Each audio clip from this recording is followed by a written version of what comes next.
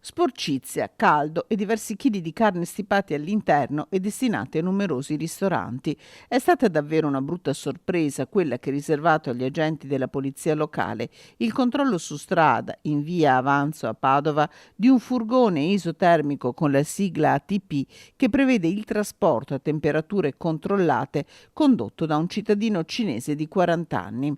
Nel furgone non funzionava la refrigerazione e la temperatura era pari a quella esterna. Negli scatoloni, tra verdura, arance e cipolle, c'erano 75 kg di carne lavorata, privi di scontrino, di tracciabilità, contenuti in sacchetti di nylon.